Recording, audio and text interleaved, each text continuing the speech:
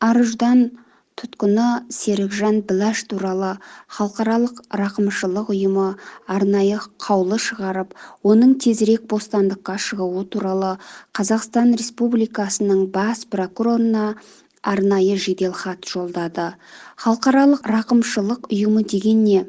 Алдымен халықаралық рақымшылық ұйымы туралы аздап ақпарат бере кетейін. Аталмыш ұйым 1961 жылы Лондонда құрылған. Мақсаты адам құқығын қорғау. Бұл ұйым құрылып, көп ұзамай әлемге танылып, Нобель бейбітшілік сыйлығына иеленді. Қазіргі аталмыш ұйымды негізінен әлемнің барлық елі әлемдік дәрежедегі ең мықты адам құқығын қорғайтын үкіметтік емес тәуелсіз ұйым деп таниды. Әрі оның шығарған статикалық қаулысы мен Біріккен ұлттар ұйымы және Біріккен ұлттар ұйымының адам құқығы жоғары комиссарлығы, Евроодақ, Канада, ақш, жалпы әлемнің барлық елі аталмыш ұйымды адам құқығымен айналысатын ең жоғарғы беделді үкіметтік емес ұйым деп таниды. Аталмыш ұйымның шығарған қаулысымен кейбір адамдар адамзатқа қарсы қылмыс жасаған деп танылып, халықаралық соттың тұтқындау өргенде іліккен. Оның бір мысалы ескі Югославия президенті Милошевич және кеше ғана тақтан тайдырылған Ал-Башир. Сонымен қатар аталмыш ұйым Нобель бейбітшілік сыйлығының лауреатын белгілеуге де үлкен рөл атқарады. Серікжанды аталмыш ұйымның қолдап, Қазақстан билігіне жедел хат жолдауы Серікжанның тергеуіне үлкен әсер етеді.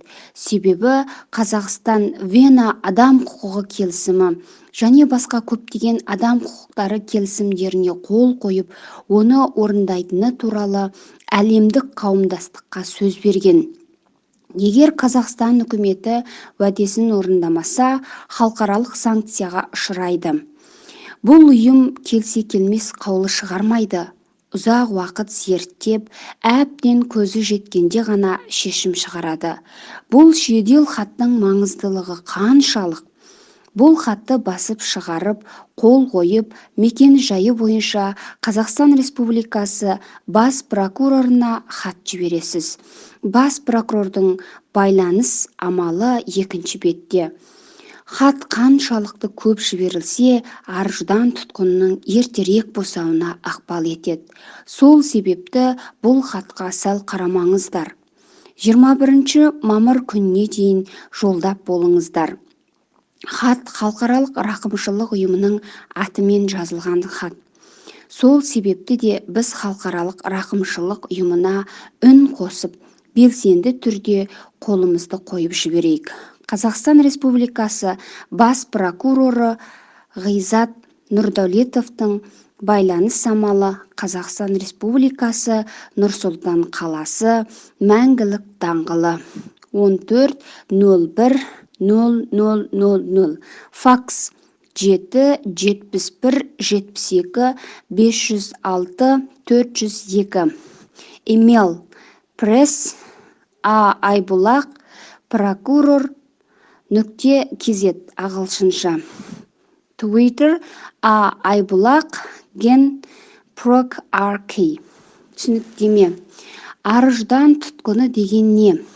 Арыждан тұтқыны Prisoner of Conscience POC бұл атауды 1960 жылы халықаралық рақымшылық ұйымының жаратқан сөз тіркесі. Саяси қылмыскердің ұғымымен ұқсамайды.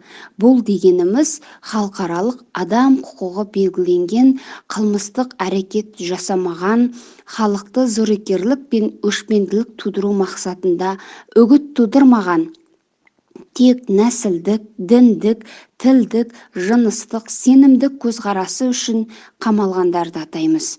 Арыждан тұтқыны азаматтық және саяси құқық халықаралық келісімінің 18-ші тармағы бойынша, Европа адам құқығы келісімінің 9-шы тармағы бойынша ақыл ой, ар-ұждан және діндік сенім еркіндік құқығы қорғалады. Дүниенің жер-жерінде ар-ұждан тұтқыны көбінде өзге пікірдегі белсенділер, құқық қорғаушы, жергілікті үкімет жағынан заңсыз деп қаралған дінге сенушілер есептелінеді. Бірақ осы ар-ұждан тұтқындары үкіметке қарсы, не болмаса үкіметтің заңына қарсы пікір білдіргені үшін жергілікті билік жағынан басқаларға қылмыс жасауға үгіттеу, насихаттау, итермелеу қылмысын жасаған деген айыппен оларды түрмеге қамайды.